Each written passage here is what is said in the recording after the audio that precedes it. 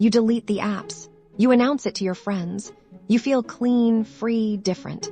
But 24 hours later, your thumb is hovering over the install button. Your chest tightens. You tell yourself it's just boredom, but the real answer is far stranger. Your brain cannot tell the difference between being alone in a room and being abandoned by your tribe. For 200,000 years, human survival depended on belonging. Being cast out meant death. No one shared their fire. No one warned you about the tiger.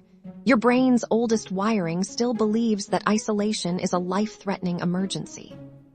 When you quit social media cold turkey, you don't just lose a habit. You trigger a primitive alarm system. Your amygdala fires. Your cortisol spikes. And suddenly, that glowing screen feels less like a distraction and more like a lifeline. Your brain isn't weak. It's just doing exactly what it evolved to do. But there is a second layer to this trap.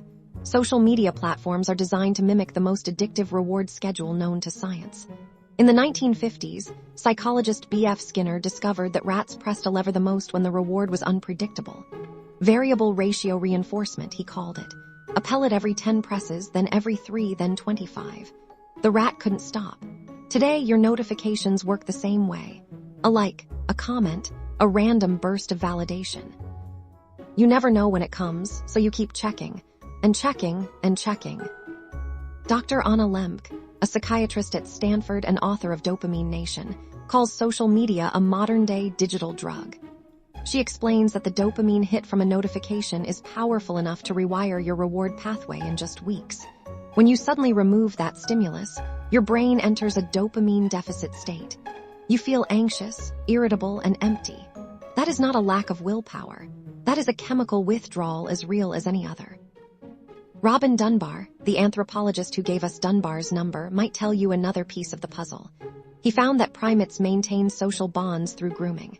That physical touch releases oxytocin, the bonding hormone. We don't groom each other anymore. Instead, we scroll. We like. We comment. Social media has become our modern grooming ritual. Quitting cold turkey doesn't just remove a habit. It removes your primary tool for maintaining your social bonds. So you try to quit. You fail. You feel guilty. Then you try again. Each cycle convinces you that you are broken. But you are not broken.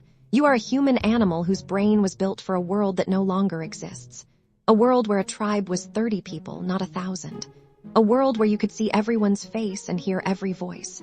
Your brain was not designed for the endless scroll. It was designed for the small fire, the shared meal, the quiet nod.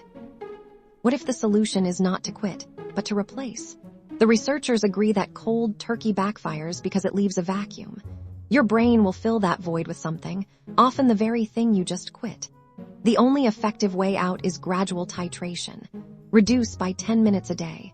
Replace the scroll with a real conversation. Call a friend instead of liking their photo. Build a new ritual that satisfies the ancient need for connection without the chemical trap. The apps are not your enemy. They are just a mirror reflecting your deepest evolutionary needs. The need to be seen. The need to belong. The need to know you are not alone. When you understand that, the thumb stops trembling. You don't hate yourself for wanting to go back. You simply recognize the ancient voice in your head. And then you choose differently.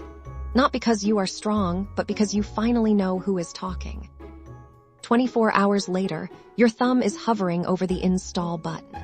But this time, you smile, because you understand the real reason. And understanding, it turns out, is the only thing that can break the cycle.